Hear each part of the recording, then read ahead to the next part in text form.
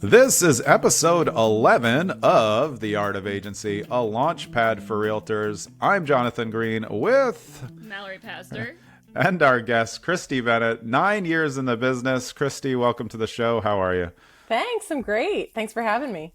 Yep. So we're going to go right down the rabbit hole of first-time home buyers. Right now, in today's market, are you finding it that it's difficult for first-time home buyers? It is a challenge for sure.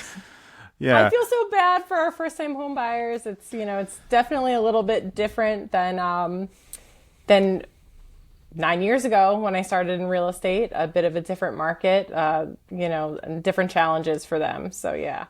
Yeah. What do you see as the number one biggest problem? Is it inventory or is it something else to do with first-time home buyers, like in today's culture? I personally think it's affordability. Just from when in our area, when we bought our first house in, I guess it was like almost 11 years ago, it was a $200,000 house in Phoenixville.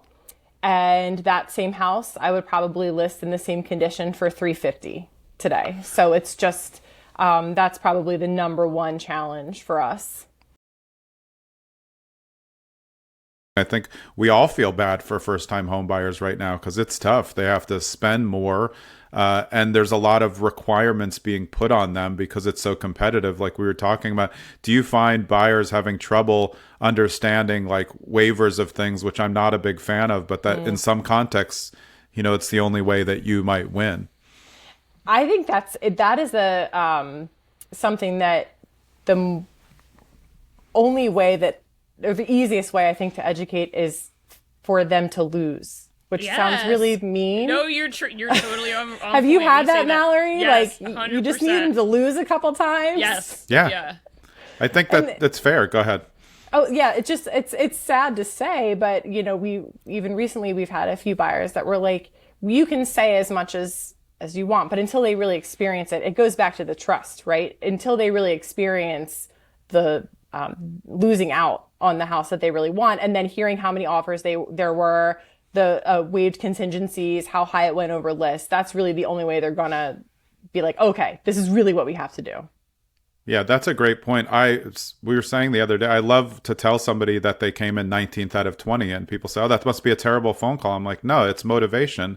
It's just a better understanding. Because like you said, maybe they do believe us, but they kind of want to feel it out for themselves. And then they want to, offer 10,000 over a list price, which in my markets will put you last every single time. Yeah. And even when you tell them, hey, look, they said they already have 12 offers in, you bidding asking price, pretty unlikely that you're going to be in the ballpark. Well, I want to submit it anyway. I know, but your terms aren't even that good.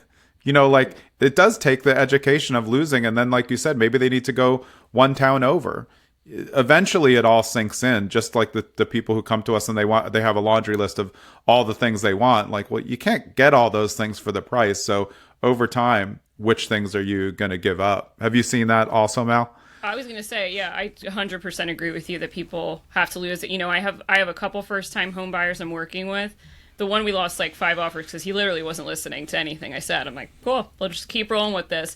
Finally listened to me, and he didn't, waver on a ton of stuff, but like it really took a lot of education. Like, okay, look, if this was what you want to spend, this is the area you're going to be in. Well, I don't like that area. Okay, well then we need to figure out like what else we can do. So it's totally a process, and I don't think, to Jonathan's and your point, like losing is not a bad thing. It's part of the education process, and you can say, because I know, Christy, I know you probably called the agent after and say, hey, can you give me any insight into what was accepted, right? And if they give you that, then you can bring that feedback to your buyer and say, this is what won. And if they see that 2, 3, 4 times, they're going to start to be like, all right, what do I need to do? Just tell me and I'll do it.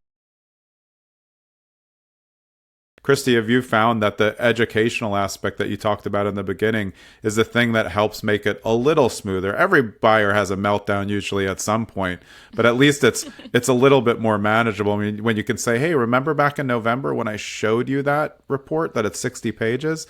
Have you found that makes it a little bit easier when stuff happens? Oh, yeah. I think any amount that we can set expectations, right? People just want to know. That's why they hire us, right? They want to know what comes next. They want a schedule. They want to know that we have things covered, but also that we're explaining them well. I think very few people just want us to handle everything, right? They really want to set eyes on everything and truly understand, because it's such a big investment, especially first-time home buyers, because they don't know. We have first-time home buyers right now. Every time we talk, she's like, because I don't know anything. I don't understand any of this. So you have to tell me. And I'm like, no, I get it. Totally. Like, call me every day. Call me anytime. So I do think that's so important. Any amount that we can it's almost like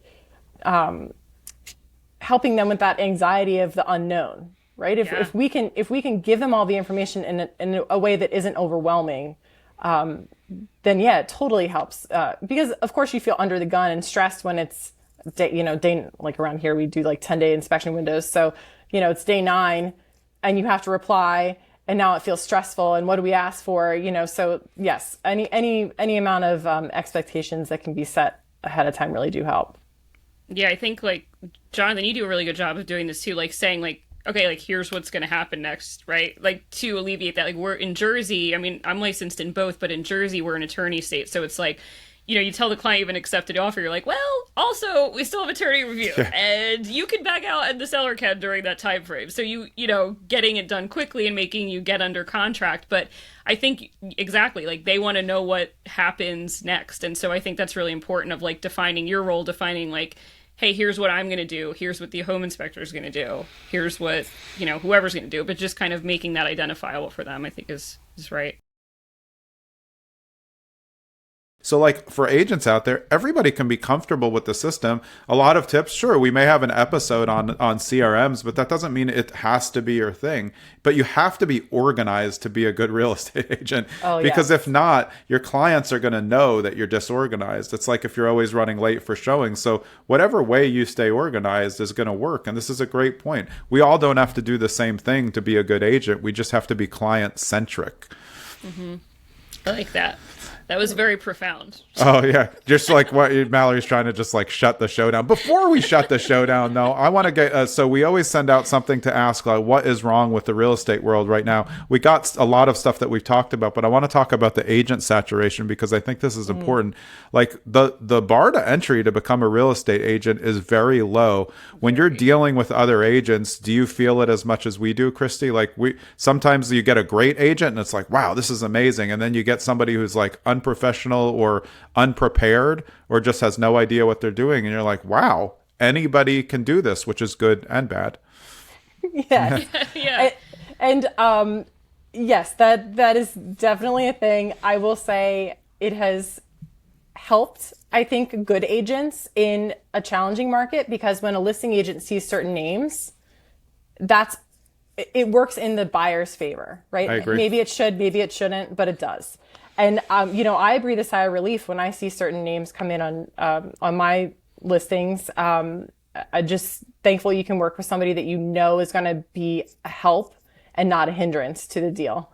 And yeah, I mean, I don't know.